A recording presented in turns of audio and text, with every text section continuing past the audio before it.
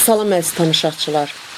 Bugün Xalq Qəzetinin yaradıcı heyəti yenidən Abşeronda salınmış botanika, floristika, landşaft botanika bağçasındadır.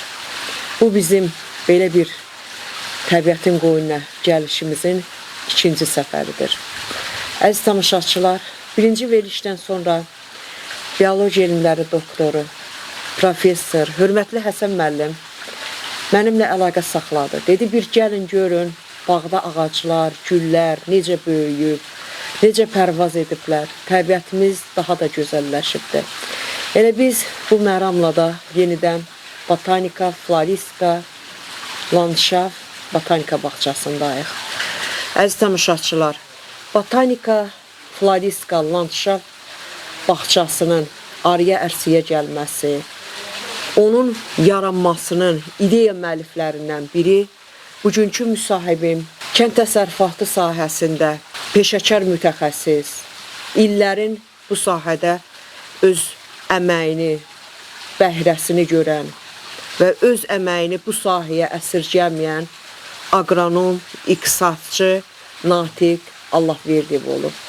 Yəni Həsən müəllim birinci elə verişimizdə təvəzzükarlıqdan uzaq olaraq dedi ki, əgər burada mənim zəhmətimi, mənim fəaliyyətimi görürsünüzsə, amma bilin ki, bu işin əsas ideya müəllifi, aqronom, kənd təsərrüfatı üzrə illərlə zəhmət çəkən mütəxəssis Natiq Allahverdiyevdir. Və Natiq müəllim bu dəfəki verilişimizin qonağıdır.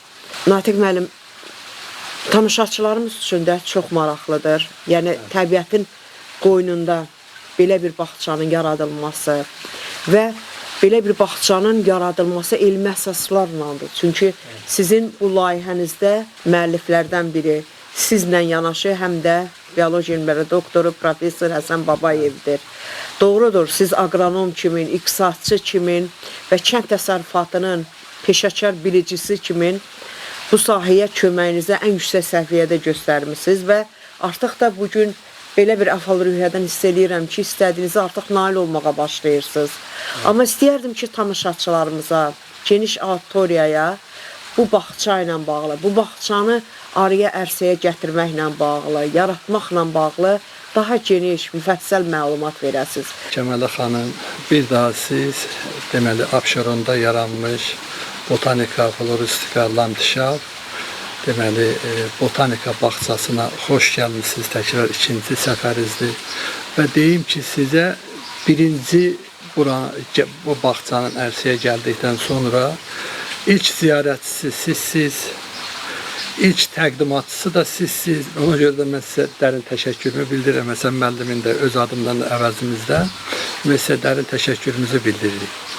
Təbiətlə bağlı sizin də geniş belə əhval-ruhiyyəniz var, biliyiniz var. Sizin sualınıza cavab olaraq deyim ki, əsas bu işin müəllifi, deməli, tələb biologiya elmlər doktoru, professor, hörmətli Həsən Qəriboğlu Babayevdən. Demək, bu təklif gəldi. Bizim Həsən müəllimlə keçmişimiz var, fəaliyyət istiqamətlərimiz var. Bizim müəllimimiz eyni müəllim olubdur, Allah rəhmət eləsin. Böyük akademik Cəlal Əliyev olubdur. Həsən müəllim daha deyək ki, uzun illər o sahədə xidmət edibdir, çalışıbdır, daha böyük təcrübəyə malikdir.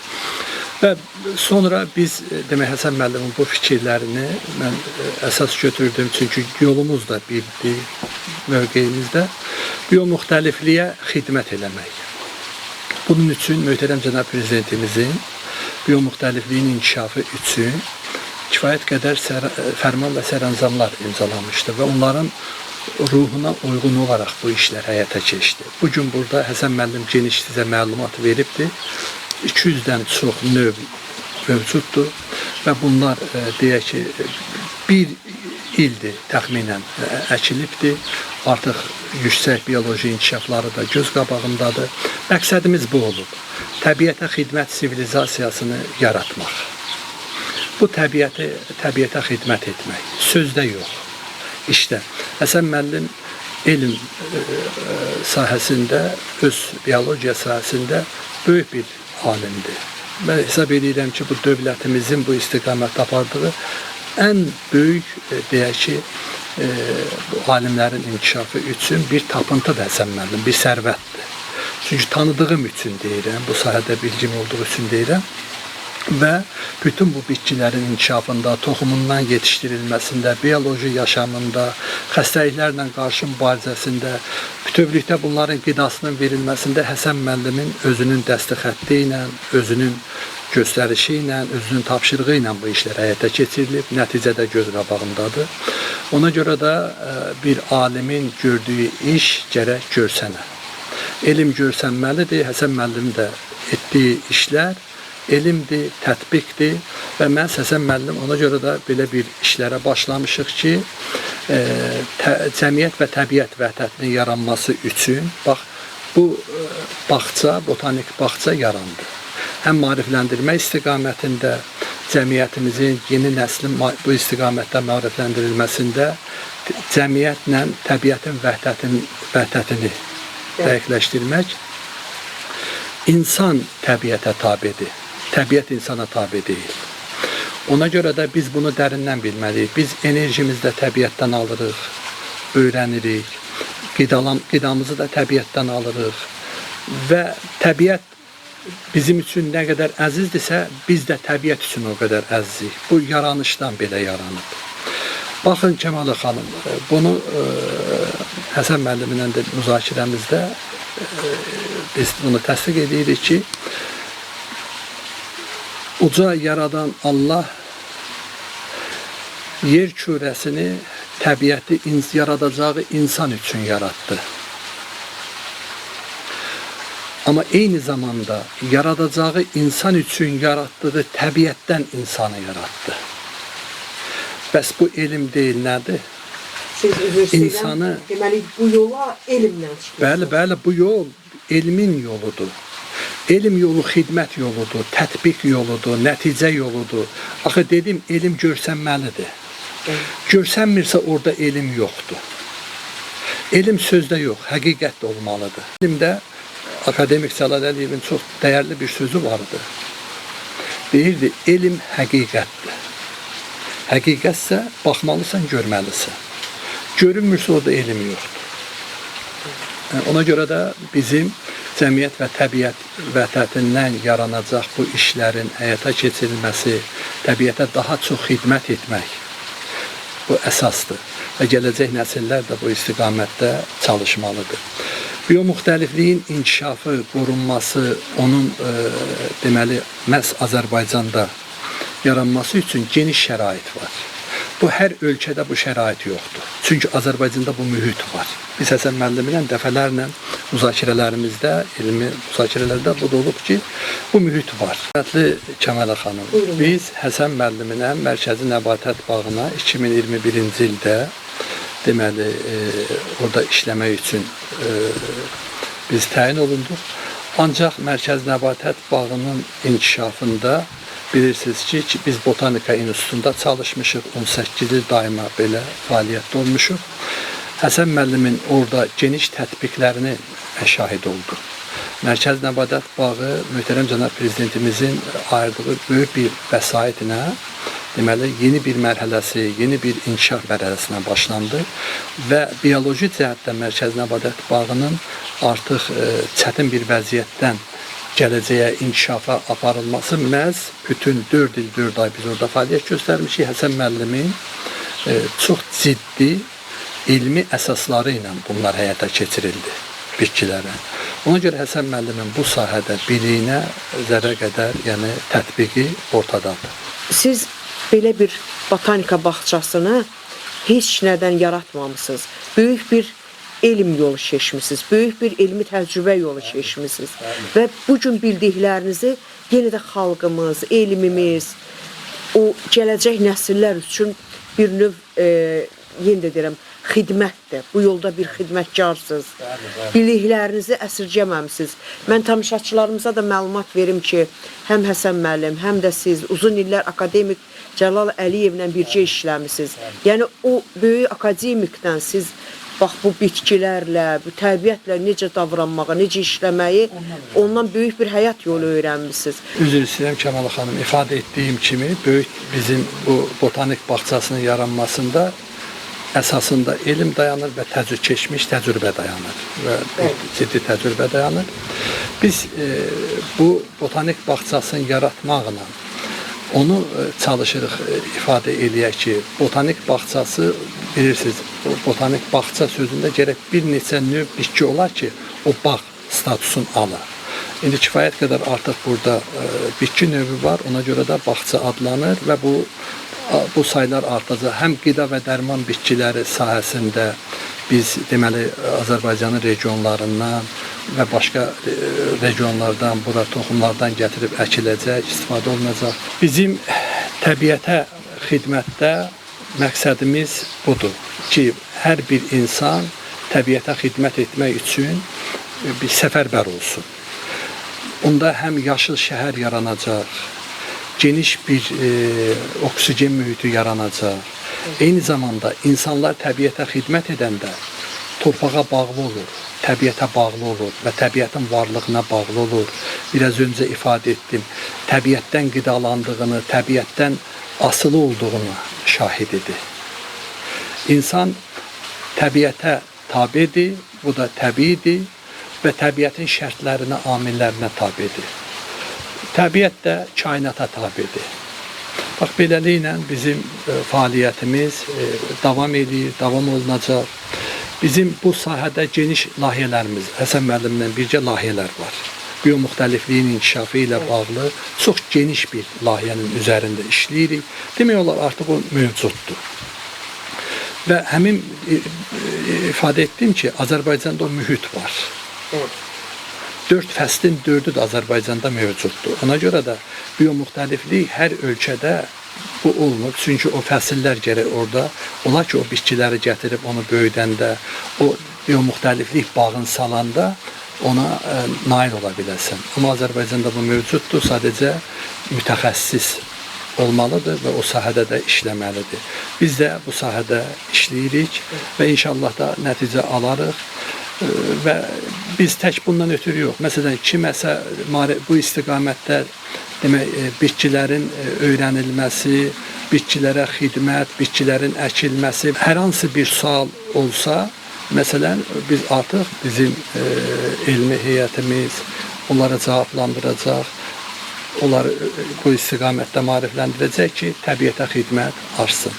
İndi hardasa bir ağac ya bir bitki qurumuş görəndə bizim üçün o fəlakətdir. Nə üçün qurusun? Ona görə də yəni, fərqi yoxdur bu harda quruyur. Ona görə də bizim məqsədimiz odur ki, onlara düzgün rəayət olunsun. Misal üçün bu təcrübədən danışırıq. Dünyada ilk dəfə olaraq artıq ASTV ilə və bütün bir neçə ictimai televiziyaydı və digər televiziya vasitəsilə getdi. Bizim hörmətli alimimiz Həsən müəllim ilk dəfə Mərkəzi Nəbatət bağında, bilirsiniz, şam ağacları deməli 2022-ci ildə sürətlə quruma prosesləri gedirdi. 2023-ə də atlamışdı və onda deməli Həsən müəllim 12 ağac götürdü, şam ağacını. Onları demək ineksiya üsulu ilə o tam izolyasiya olundu. Ora daxil olmaq olmazdı. Və Həsən müəllim onları deməli ineksiya üsulu ilə peyvənd vurdu.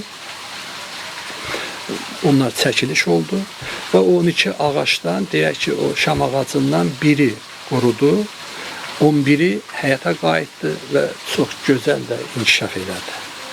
Bütün bu təcrübələr var. Təcrübə olmasa bunu demək olmaz ki. İndi siz görürsünüz, bütün bu bitkilərin 90%'ni Həsən müəllimin yetişdirdiyi bitkilərdir. Çalışır. Təvəzzükarlıq edirsiniz. Siz də mən indi deyək ki, bəli, qayğı göstərirəm, çalışıram. Bütün belə fizikən yorulmadan çalışırıq. Təbiətə xidmət edəndə insan məhəbbətlə, sevgi ilə xidmət eləməlidir. Çünki təbiət ana təbiət deyirik.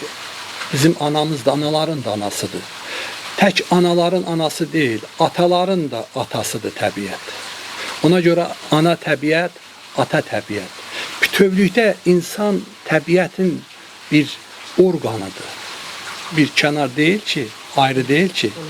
Biz Təbiətə ögey münasibət bəli, olmalı. ögey münasibət ola bilməz Kəmala xanım. Təbiəti düzgün anlamaq lazımdır. Təbiəti başa düşəndə, təbiətdən asılılığı biləndə, onda sən təbiətə bağlı olursan. Hər şey köhnəlir. İnsanın geydiyi paltar da köhnəlir. Bu yazdığı bu ruşka da köhnəlir, bu qələm də köhnəlir. Amma təbiətdə heç bir şey köhnəlmir. Yəni heç vaxtı bunlar geriləmir. Təbiət köhnəlmir. Yəni, təbiətin öz nizamı var. Bəli, təbiətin öz nizamı var. O təbiətin, məsələn, deyirlər ki, yeni dünya nizamı da misal deyək. bəli. Mən, məsələn, bu ifadə ilə özüm, biz razı deyilik, Həsən müəllim demə. Çünki dünya köhnəlməyib ki, ona yeni dünya adı qoyasan. Biz dünyanın, həyatın inkişafına insanların yanaşması, ilmin yanaşması, ilmin nailiyyətləridir bütün bugün, yəni innovativ texnologiyanın inkişafı və s. İnnovativ texnologiyanın inkişafı bilirsiniz, bütün sahələrin inkişafı demək deyil. O bizi fizikən, mənən, ruhən çalışmağımızdan kənar qoymamalıdır. O bizə ruh verə bilməz. O bizə qida da vermir. İnnovativ texnologiyanın inkişafı olmadan gələcək çətin olar, mümkün olmaz. Hərəkət, bütün texniki hərəkətlər, bunlar hamısı razıyıq. Amma insanların özləri çalışmalıdır. İnsanlar çalışmalıdır ki, xidmət eləsin, çalışmalıdır ki, yaradıcılığını təqdim eləyə bilsin. Elektron çalışmaq mümkün deyil. Fizikən çalışmalısan. Fizikən çalışmasan, ona sevgi bəsləməsən təbiətə, təbiətdən istədiyi ala bilməyəcəksən. Bir də təbiətə, bilirsiniz, dünyada əsasən təbiətə zərər verən bir təbii fəlakətlərdir, bir də əsas insan faktorudur.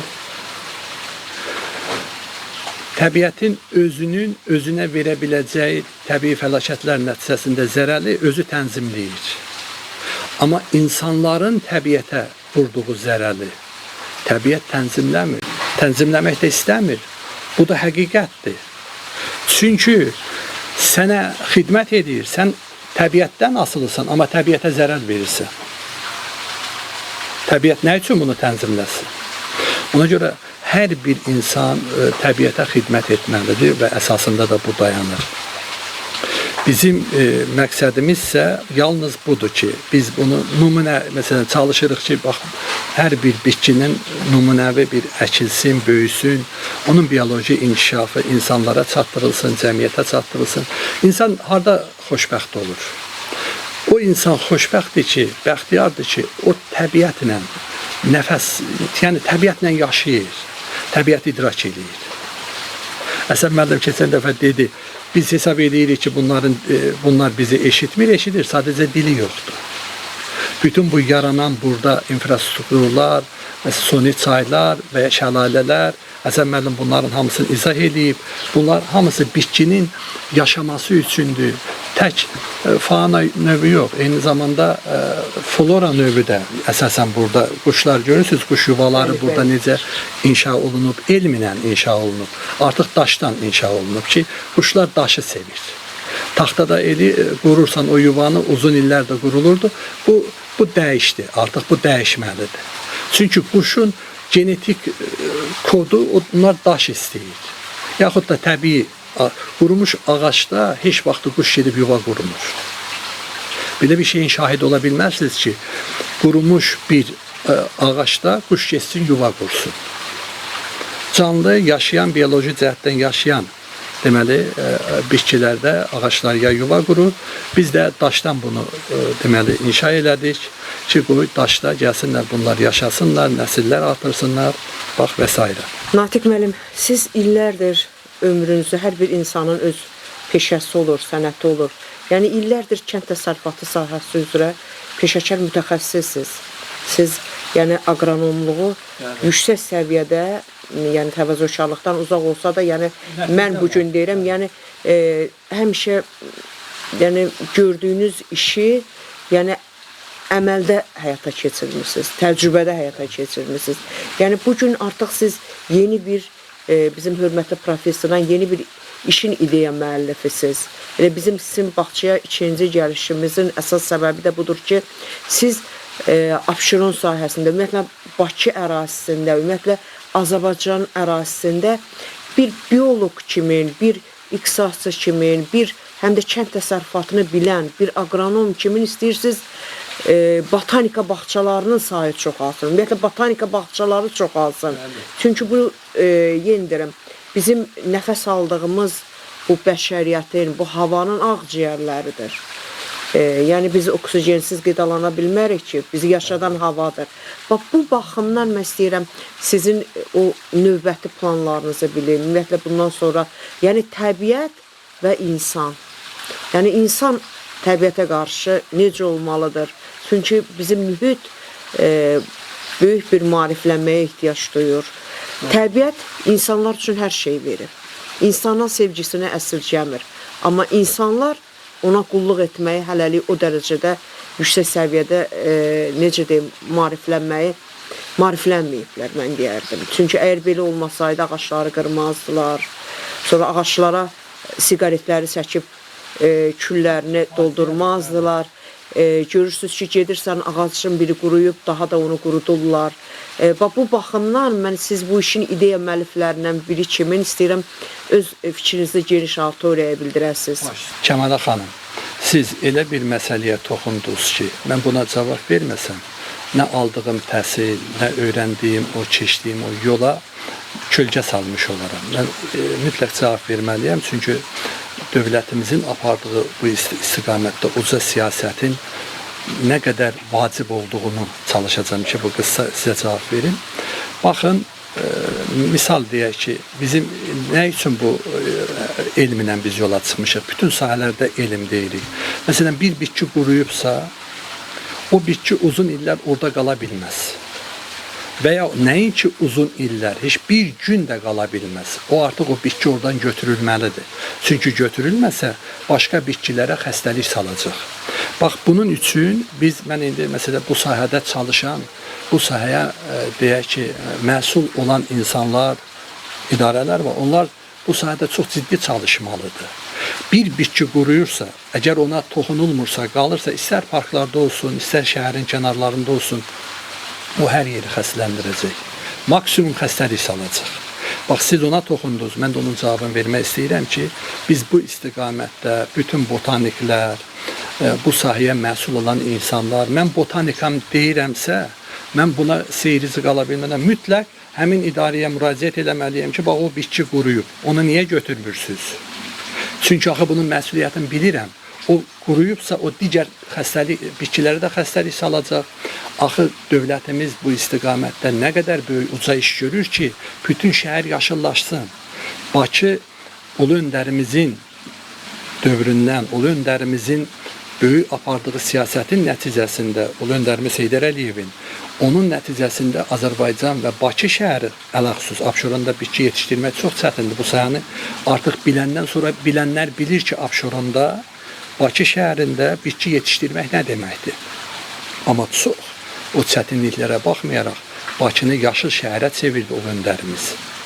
Bu gündə möhtərəm prezidentimiz İlham Əliyev Bakı şəhərinin yaşıllaşması, yaşıl şəhər statusunun alması üçün bütün dövlətin bu istiqamətdə maliyyə resurslarından geniş şəkildə deməli vəsaitlər açılır. Hətta 2024-cü Bəli, 2020 yaşıl dünya nəmunə həmrəylik ili keçirildi Azərbaycanda. Bu dövlətimizin apardığı müqəddəs və böyük bir strateji siyasətdir. Biraz öncə ifadə etdim, möhtərəm prezidentimiz İlham Əliyev bütün sahələrdə Azərbaycan standartı yaratdı. Asan xidməti yaratmaqla, asan xidmət modelini bir iqtisadçı olaraq anlayıram və geniş bir tərkibdə anlayıram, çox geniş bir çərçivədə anlayıram, daha geniş bir çərçivədə anlayıram. Dünyaya nümunədir. Regionumuza yox, dünyaya nümunə olan bir layihədir. İkinci, yaşıllıq sahəsində yaşıl şəhər naminə yaratdığı deməli təbiətin inkişafı ilə, biomüxtəlifliyin inkişafı ilə imzalamış olduğu fərman və sərəncamlarda mövcuddur. Əsas uzun illər biz Azərbaycanın 20%-dən çox torpağını erməni silahlı qüvvələri tərəfindən işğal olunmuşdu. O işğala son qoyaraq və memarı möhtərəm prezidentimiz Müzəffər Ali Başkomandanımız İlham Əliyev Azərbaycanın ərazi bütövlüyünə nail oldu və işğaldan torpaqlarımızı azad elədi. Allah şəhidlərimizə rəhmət eləsin, Allah qazilərimizə kömək olsun, xalqımızın birliyi ilə, xalq və dövlət birliyi ilə möhtərəm prezidentimizə olan sarsılmaz inamının nəticəsi idi. Və bugün Azərbaycan çox xoşbəxtdir və biz hamımız da sevinc içindəyik. Bu sevinci də əbədiyyətə qədər inşallah götürəcəyik. Məsələ budur ki, deməli, həmin müharibədə də ki, Azərbaycan haqq, vətən uğrunda müharibə oldu, azad olunmasında dünyaya Azərbaycan standartını təqdim elədi. Deməli, möhtərəm prezidentimiz bütün sahələrdə Azərbaycan standartının müəllifidir. Azərbaycan standartı və Azərbaycanın ərazi bütövlüyü möhtərəm prezidentimiz İlham Əliyevin şah əsəridir. Mən bunu təsadüf demirəm. Dəqiqələri, saatları qazanaraq möhtərəm prezidentimiz zamanı qazandı. Qazandığı zamanına yeni bir zaman, yeni bir dövr yaratdı. O dövrə Azərbaycan elmi hərəkət eləyir və eləyəcəkdir inşallah. Məsələ elmdən gedir. Eyni ilə təbiətə xidmət sivilizasiyası da Azərbaycan standart formalaşdırılıb. Azərbaycan standartla bu işlər həyata keçəcək. İndi hər yerdə var, təbiətə xidmət eləyənlər də var, bütün dünyada. Amma Azərbaycanda bu istiqamətdə geniş bir istək var, bir arzu var. Və dövlətin buna qayğısı var. İndi hər bir insan, hər bir mütəxəssis, botanik aliməm deyən hər bir alim o zaman o statusu daşıyır ki, o bitkiləri əkir, becərir, daima təbiətin içində olur, onun tətbiqi olur, onun işi olur. Bütün alimlərdə bu belədir. Ona görə də hər bir bu sahədə çalışmaq istəyən, botanik aliməm deyirsə, mütləq o bitkilərlə məşğul olmalıdır. Misal deyək ki, o torpaqdan biolog torpaqdan kənarlaşa bilməz. O 5-ci mərtəbədə, 10-cu mərtəbədə otura bilməz. Bəlkə bir saat işi varsa, yazısı varsa. Əsasən bu sahələr, bax, deməli, o sahələr vaxtı ilə o institutlar, bütövlükdə biologiyaya aid olan institutlar şəhərdən kənarda yerləşib. 70 il bundan keçmişdə, 80 il bundan keçmişdə. Mən keçmişlə danışmıram. Sadəcə quruculuq üçün ora müraciət edirəm. Onlar boş sahələr, torpaq olub. Çox düzgün deyiblər ki, o boş sahələrdə. Bugün də mən bir insan olaraq arzu edirəm ki, biologiya sahəsində, botanika sahəsində olan institutlar və əməkdaşlar, onlar şəhərdən çox rayonlarda olsun. Regionlarımızda olsun. O regionlarımızda torpaqda olsun. Biologiya kainatın digər bir ismidir.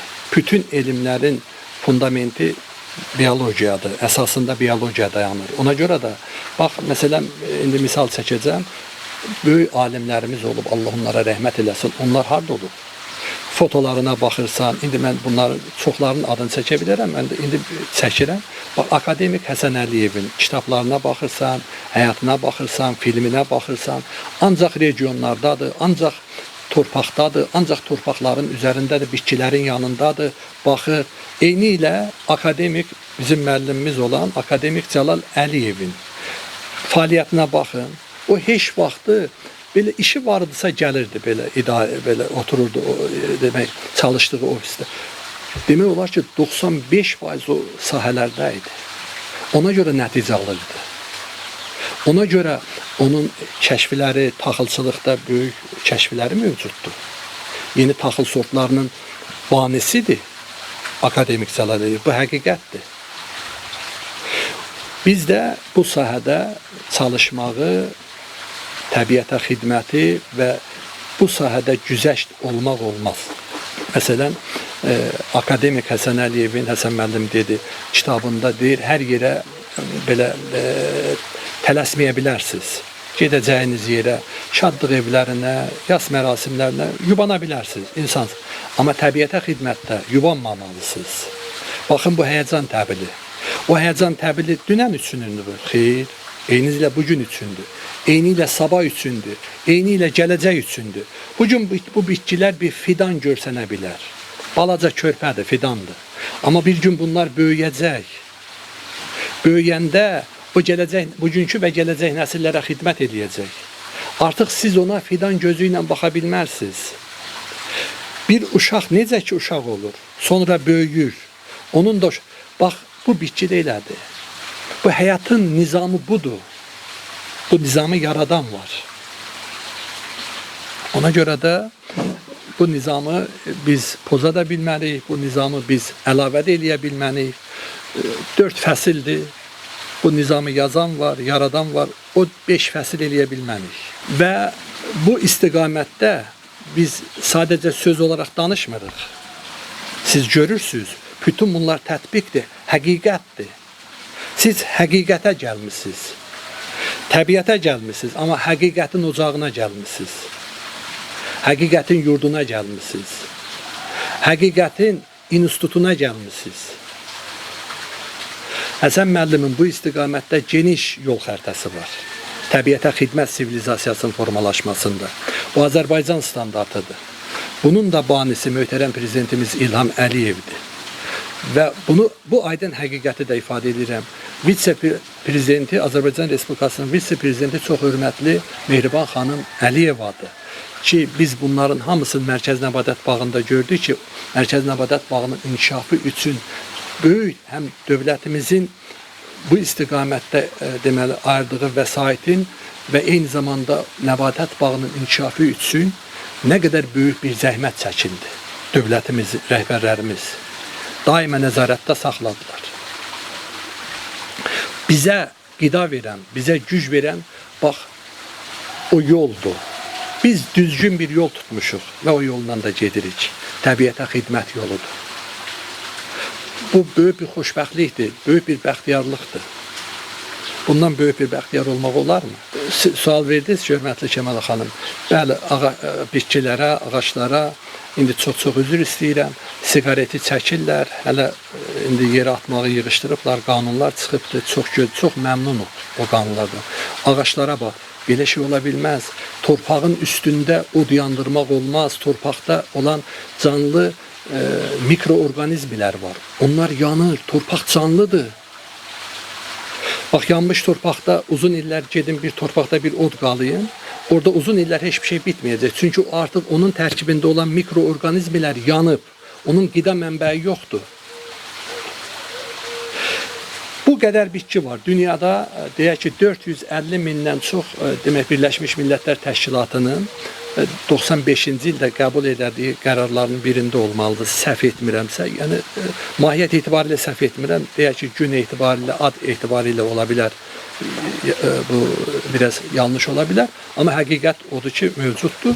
450 mindən çox bitki adları mövcuddur. Bitki mövcuddur, biomuxtəliflik mövcuddur. Bitki ilə demək flora növü vardır. Amma onların hamısının məsələn deyək ki, burada dekorativ bitkilər var, meyvə bitkilər var və s. Deyək ki, meyvə bitkilərin, dekorativ bitkilərin oksigen vermə qabiliyyəti və s. Amma eyni zamanda meyvə bitkilərinin hər birinin özünə aid vitaminləri var. Torpaqda nə qədər vitamin var? Deyək ki, barmaqla sayılacaq vitamin göstərirlər. Gəlin görək, məsələn, 1 kvadrat metr torpaq götürək, Kəmalə xanım. Evet. O 1 kvadrat metr torpaq sahəsində deməli, baxın, bir ili deyək ki, xurma ağacı əkək, bir ili filan bitkini əkək, bir ili filan bitkini əkək, bir ili üzüm əkək. Onların tərkibləri fərqli-fərqlidir. Onların deməli, vitamin tərkibləri fərqlidir. Hamısı oradan baxacaq ki, var. Onda baxacaq, minlərlə vitamin yaranır. Dünyada torpaqdan güclü istehsalçı yoxdur. Bütün gördüyümüzün ana xətti, ata xətti torpaqdır. Əsası torpaqdır. Evet. Torpağı biz 21-ci əsrin deyək ki, artıq 1-ci kvartalın yola salmışıq. Dünyada qlobal bir prosesdir və bunu hələ öyrənə bilmirlər. Bax, bu istiqamətdə yeni bir proses başlanmalıdır. Torpağın tərkibinin öyrənməsi. Çox maraqlı ideyadır. Torpağın tərkibinin öyrənilməsi və yeni bitkilərin öyrənilməsi, araşdırılması və bitkilər haqqında Həsən müəllim bəs niyə bu yarandı? Maariflənmə tək, yəni bu ağaca toxunma, bura deyək ki, torpağı çirkləndirmək olmaz. Torpağa çirkli bir şey atmaq olmaz. Sən oradan qidalanırsan. Qidalandığın yeri necə zəhərləyirsən, necə ora tullantı atırsan. Fərqi yoxdur, çöldəsən, dağın başındasan. Dağın başında heç olmaz. Bax, biz bir şeyi biləcəyik. Axı biraz öncə dedim, anaların anasıdır torpaqda, ataların atasıdır torpaqda. Bizim, məsələn, anamızın, atamızın o dadından ötür, o iyindən ötür, bəzən yox, insan həmişə o iyi axtarır. Atanın özünün ətri olur, o ətri axtarır. Ananın özünün ətri olur, o ətri axtarır. Onu hardan tapa bilərsən? Bazardan gedib ala bilməzsən ki, yoxdur bazarda. Torpağı qazıb oradan onu ətri, o torpağa eləyəndə atanın da, anavın da o ətrini oradan almış olacaqsan. Və eyni zamanda torpaq bilirsiniz ki, Kəmal xanım müqəddəsdir. Torpaq çox müqəddəs bir varlıqdır və möhtərəm prezidentimizin rəhbərliyi ilə Allah şəhidlərimizə rəhmət eləsin, qüdrətli Azərbaycan əsgəri ilə onun qüdrəti nəticəsində biz torpaqlarımızı ermənilərdən azad elədik. Orada möhtərəm prezidentimiz hər dəfə o çəkilişləri cəmiyyətimizə və dünyaya təqdim elədi. Bütün biomüxtəlifliyi, o terrorizm məhv eləmişdi. Bizə Azərbaycan xalqına soyqırım eləmişdi ayrı, bir də bütün təbiəti məhv eləmişdi. Torpağı zəhərləmişdi. Amma bugün və hər şeyi dağıtmışdı. Amma möhtərəm prezidentimiz Qarabağı qurdu. Azərbaycanın rayonlarını inkişaf elətdirdi. Orada bitkilər əkildi, kənd təsərrüfatının inkişafı başlandı. Orada yeni bir həyat, yeni bir zaman, yeni bir dövr başladı. Məhz möhtərəm prezidentimizin yaratdığı yeni dövr quruculuq dövrüdür, inkişaf dövrüdür. O inkişafa, o quruculuğa yaradıcılıq dövrüdür. Hər birimiz qoşulmalıyıq. Hər birimiz öz sahəmizdə öz töhfəmizi verməliyik, çalışmalıyıq. Mən sizə bir daha Kəmal xanım minnətdarlığımı bildirirəm və siz deməli botanika, floristika, landşaf botanika bağçasına ikinci ziyarətinizdə gəlmişdiniz. Birinci ziyarətinizdə gələndə bu gül, çiçək o qədər belə aşmamışdı. Amma istəyərəm ki, ilk gəlişinizlə indi bu ikinci gəlişiniz arasında bir də bizim hörmətli professorla bir gəzinti eləyəsiniz. Görəsiniz nə dəyişiklik var, nə yenilik var, nələr yenilənib. Çünki yenilənən bu bitkilər çiçəyi ilə yenilənir, inkişafı ilə yenilənir. Yəni bir təmiz təbiətin ruhu var burada. O ruhundan bir tanış olasınız. İcazənizlə biz Həsən müəllimlə, biologiya elmləri doktoru professor Həsən müəllimlə birinci verilişdən sonra qoyub getdiyimiz bağı yenə də ziyarət eləyək. Görək ağaclar, güllər, çiçəklər necə böyüyüb və təbiətimiz necə daha da gözəlləşib. Həsən müəllim, necə deyirəm? Gedəkmi? Kəmal xanım, çox sağ olun. Bunu mən elə bu burada beynimə gəldi bu fikri. İki dənə Amerikan alimi olur, iki qardaş. Bunlar qatara minib hansısa Amerikanın bir şəhərindən digər şəhərinə gedirlərmiş. Nəysə bunlar hardasa bu söhbət olubdur 44-45-ci illər o dövrdə. Bunlar elə orada vaqonda ikən beyinlərinə gəlir ki, bəlkə bu orada fizik olublar, atom fizikasıyla məşğul olan adamlar olublar. Bəlkə belə bir partlayıcı bir şey yaradar, atom bombası da belə şeydir. Bu orada o vaqonda öz kupelərində bunu analiz ediblər, fikirləşiblər, tam qəti qərara gəlir, bu mümkündür. Elə qabaqçı stansiyada düşüblər ikisinə.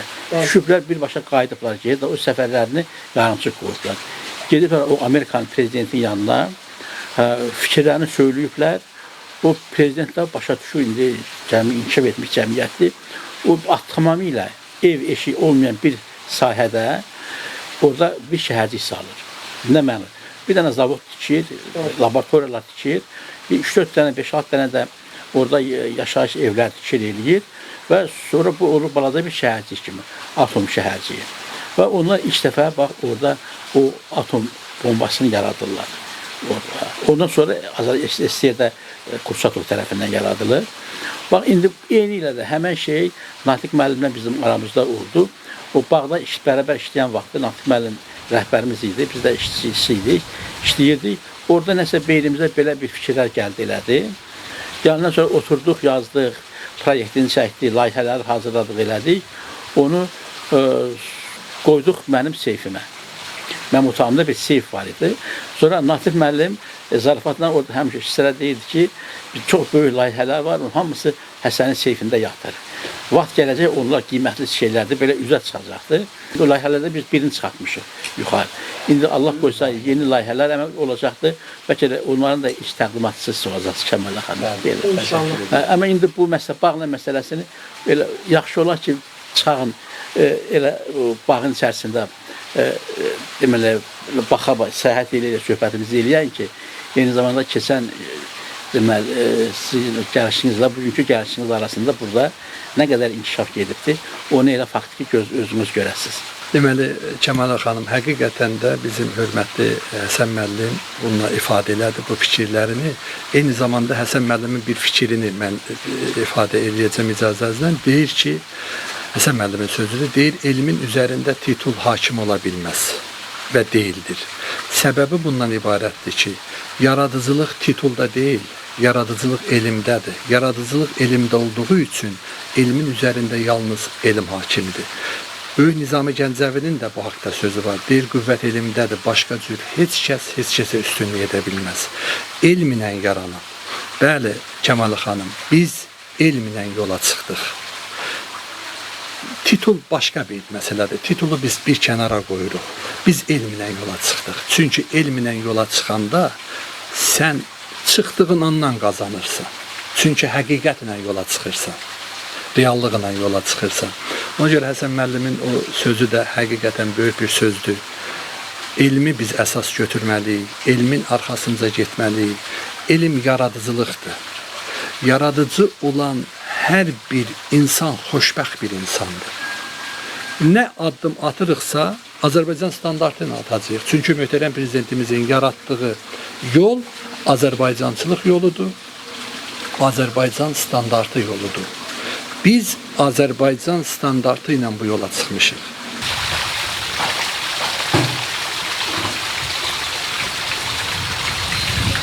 Bir aya yaxındır. Bundan qabaq gəlmişsiniz birinci dəfə. Onda bura yadınızdaydı necədir. Düzdür?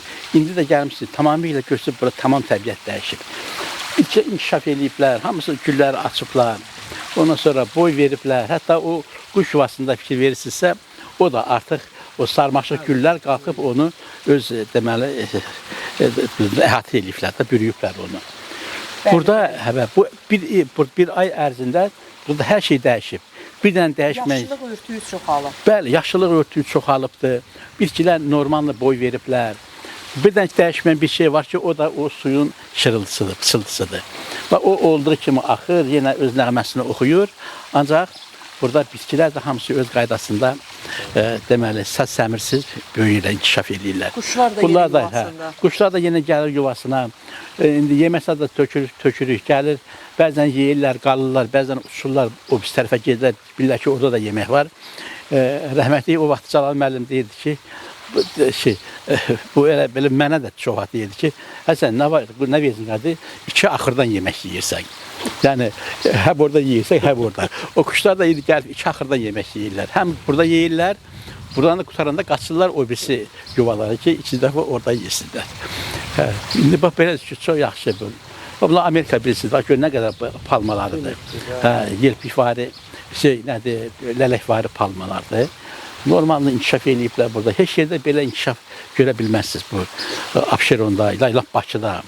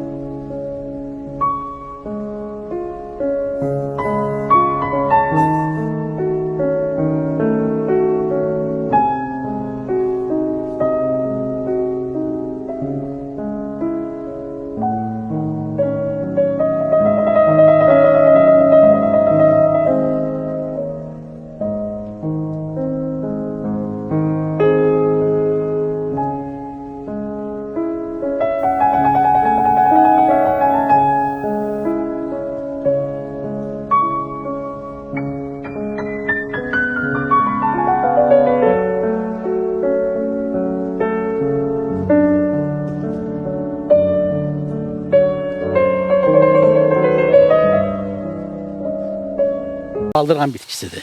Bəli, Fikir verirsinizmi? Artıq onun çiçəyini töküb, toxumlamaya gedib, bəli. özü də nə boyda yarpaqlarına, qabaqdan yarpaqları da belə deyil idi. Artıq yarpaqlar çox iridir. Hə, çox iridir, daha görsən çayın içinə sallanıb suya dəyir. Bəli, bəli. Başım qurub artıq. O, hə, o deməkdir ki, o burada da qaldı burada. Ömürlük buranın endemik bitkisi hesab olunacaqdır. Yəni endemik o deməkdir ki, yəni yerli bitki. Burada torpağa öyrəşdi. Torpağa öyrəşdiyi çayı var, suyu var, səsi var. Da özdəki belə normal yerdir. Mühitlə formalaşdı. Formalaşdı, hə. Onun hansı mühiti sevirsə, həmin mühit burada var. Ona görə də elə o orada qalacaq həmişəlik. Bir var kimsə onu çıxarda, o kökün kəsə atab gedə, o başqa məsələ. Amma heç kim ona əl vurmasa, eləməsə, elə belə də inkişaf edib arta-arta gedəcək. Bu da meyvədir, ağac, alma ağacıdır. Bu nəsə çox əyilibdir, çox yükü çoxdur. Ona görə saxlamayıb, biraz ağacı əyib aşağı. Bu güllər hamısı son dövrün məhsuludur. Bütün bax bunlar hamısı, yeni ilə bax bunun özü, bu alma ağacıdır, bu gavalıdır. Gözü nə qədər boy atıblar. Buradan sonra, bax buradan yuxarı o gündən sonra bir ay müddətində boy atıb bunu veribdir. Gəlir, bunlar kapalkadılar. Bunlara kapalka deyirlər. Bir də buna oxşar bitki var. O bizim burada var onlar. Gəlir. Bax o hündür var. Fikir verirsinizmi? Bax o hündür yarpaqlı. Ona da deyirlər adam ağacı. O yarpaqlar qalxır belə enli, qalxır uzanır gedir. Çox inkişafı çox sürətlə gedir.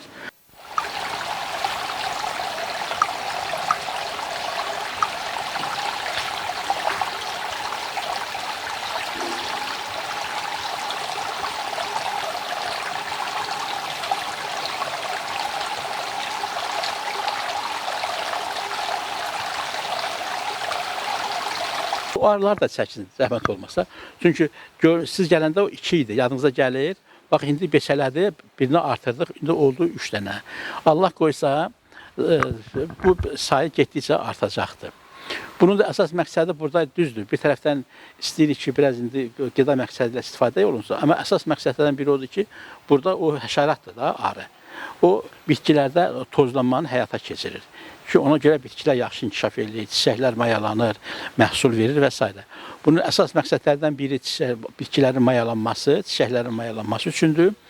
Bir də insandır da, həm də ki, o artıq balından da istifadə eləmək üçün. Bunu orada yaratmaqda əsas məqsədimiz o olubdur. Sən mənim bu çay daşlarına baxanda insan özü zövq alır. Zövq alır. Daşın özünün elə bax belə xaotik tökülüşü adama ləzzət verir.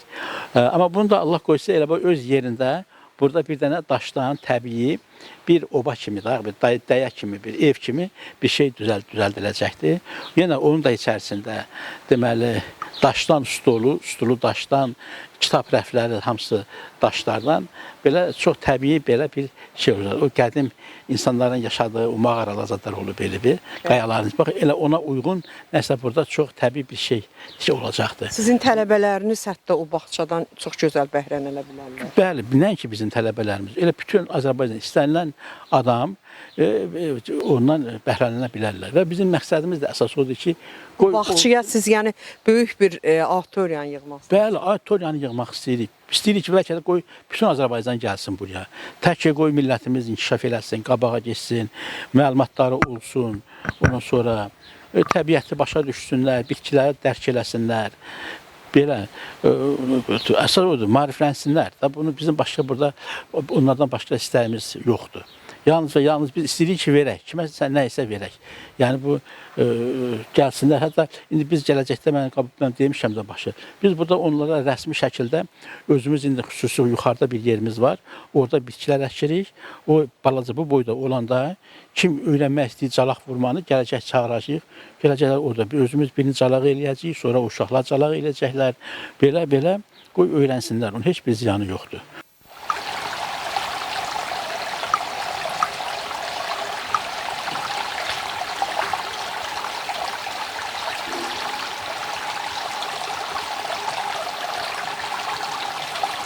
Burada gördüyünüz bax bütün bu gümüşü rəngdə olan, bax bu kol şəkilli bu bitkilər, bunlar lavandalardır. Bunların həm gözəl, yəni mürəkkəb çiçəkləri olur, ətri, həm də onların özü dərman bitkisi kimi çox əhəmiyyətli bir şeydir. Eyni zamanda onun ekstraktından indi yağını alırlar və ondan bu parfumeriyada duxuların, ətirlərin hazırlanmasında ondan istifadə edirlər. Lavandadan. Lavandanın bəli, ondan alınan yağdan. Hə, bu da dediyim həmin o şey adı, Adəm ağacıdır. İndi bunu fikir versin, biz bunu əgər belə buraxsaq, bu da buradan bir budaq verəcək, bu da belə verəcək və bir ildən sonra bu böyük yarpaqları ilə böyük bir ərazinin çöldə salacaq. Altdakı bitkiləri qoymayacaq inkişaf eləməyə. Ona görə biz bu yuxarı getdikcə, aşağı gövdəsi yoğunlaşdıqca biz o budaqlarını kəsəcəyik. İndi bax o budaqla, o 2 dənəsini kəsəcəyik, hələ indi yox. Ondan sonra qalxacaq yuxarı. Yuxarıda da bax bu bitki hündürlüyünə qalxandan sonra buraxacağıq. Artıq o gedəcək yuxarı, o qədər bitkiyə, altda qalan bitkilərə ziyan verməyəcək.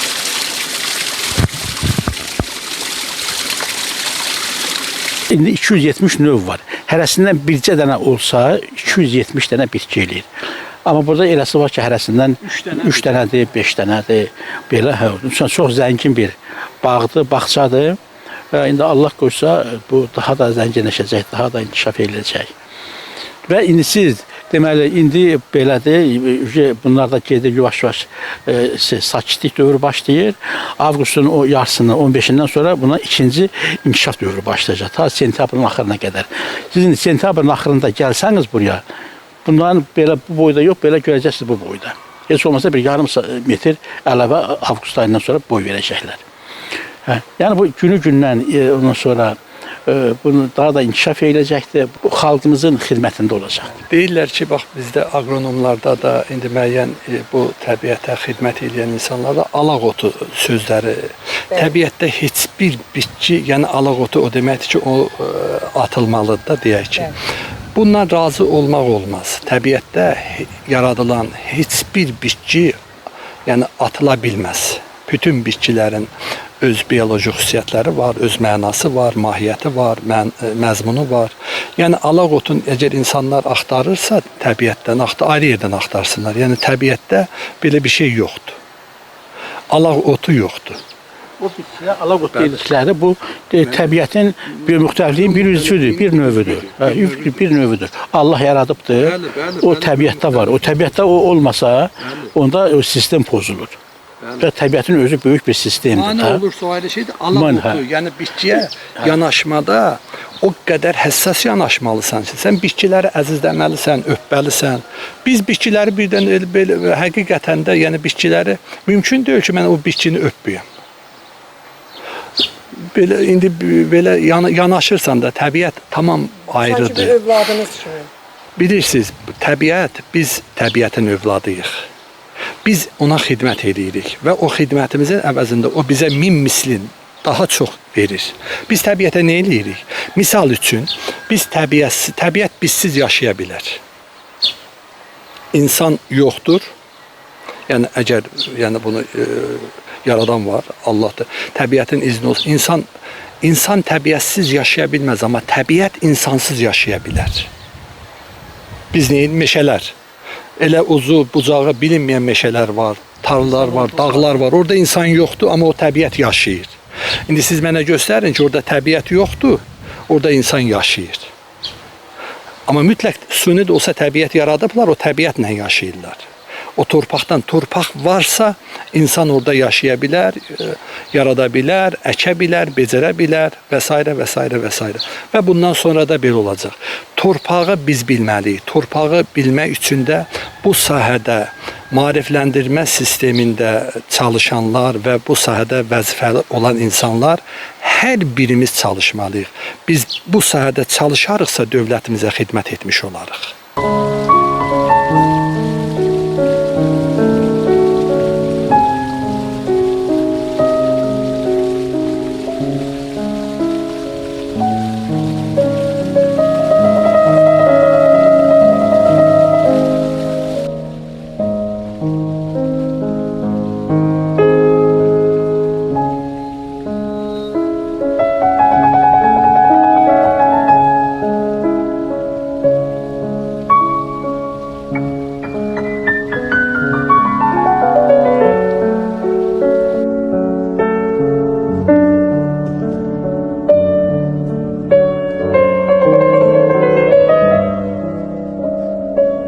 Bu həmin gördüyünüz bu ağac var. Bu dəmir ağacıdır. Bu dəmir ağacı çox belə kaprizin ağac bitkidir. Bunun hər yerdə bitmir. Bitsə də belə inkişaf eləmir.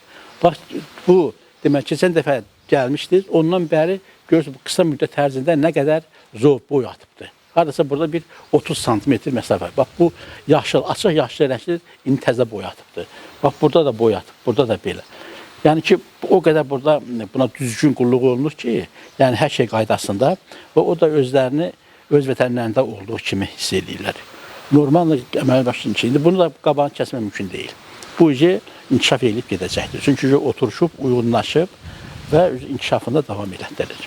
Arzum odur ki, xalqımız bax belə şeyləri qəbul eləsinlər, dərk eləsinlər. Yəni təbiətə, insanlar təbiətə qayğını çoxalsınlar, təbiətə hörmətlə yanaşsınlar. Bəli, hörmətlə yanaşsınlar, məhəbbətlə yanaşsınlar və o sahədə biliklərini artırmaq üçün də çoxlu, məsələn, indi burada birini biz yaratmışıq, bəlkə sabah başqası da başqa yerdə birini yaradacaq. Bağçaların sayı çox olsun ki, bu insanlarımız da bizim heç olmasa elə indi yaşlı adamlar o heç, bu gənclərimiz, uşaqlarımız, balalar indidən geçsinlər, orada özlərinin təbiətə olan biliklərini, məlumatlarını alsınlar, çoxalsınlar. Bütün bizim xalqımızı, əsasda bu məktəbliləri, tələbələri, cavanları, gəncləri, bunları təbiətə xidmət sivilizasiyası adlı böyük bir marafona qoşulmağa çağırıram. Çünki bu bir marafondur. Qoşulsunlar, ondan sonra bu adət olacaq da. Yəni ki, bütün insanlarda həvəs yaranacaqdır. Ona görə yox ki, oradan bu bağ salmaq, həyət düzəltmək bu bizim xalqımıza xasdır. Bizimkilər həmişə çalışırlar ki, bağı olsun, bağçası olsun və orada da ağaçlar olsun belə. Ona görə bəlkə bizim bütün xalqımızı bu maraqlandıracaq. Onlar öz bağlarını inkişaf etdirmək üçün, müxtəlif işlər görmək üçün yəqin ki, gəlib bizim bu xidmətlərimizdən bəhrələnəcəklər. Əziz tamaşaçılar, Botanika, Floristika, Landşaf adlı botanika bağçasından hazırladığımız ikinci veriliş başa çatır. Sağ olun, sağlıqla qalın.